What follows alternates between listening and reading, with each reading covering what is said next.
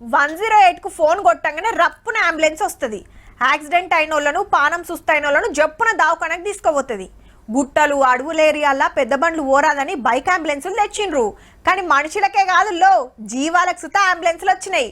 కుక్కలు పిల్లులకు సుతా separate దవాఖాన్లు, separate అంబులెన్సులు. షెట్లను కాపాడటానికి, మంచి చెడ్డలు అరుచుకుంటానికి ట్రీ అంబులెన్సులు. ఇక ఇప్పుడు గివ్వి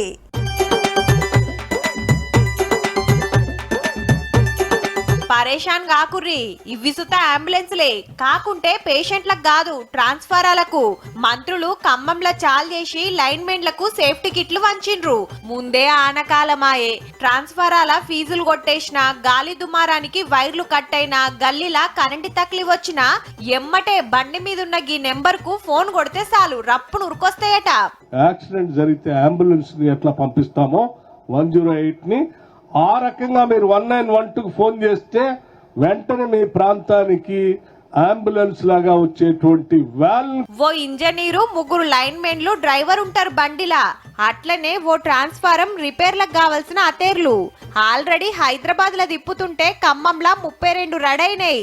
ఆనాకాలమైన ఎండాకాలమైన కరెంటు తిప్పలు రానియమన్నాడు మంత్రి బట్టి సారు. కాంగ్రెస్ అంటేనే కరెంటు, కరెంట్ అంటేనే కాంగ్రెస్. జప్పునే 33 జిల్లాలకు కరెంటు అంబులెన్సులు దింపుతారట. ఇక అప్పుడు ఏ తక్లీఫ్ ఉన్నా ఒక్క ఫోన్ కొడితే చాలు డబ్బునొస్తేనే ఉంటారట, రిపేర్ చేస్తూనే ఉంటారట. 1912 ఫోన్ నెంబర్ మంచిగా యాద పెట్టుకోర్రి మరి.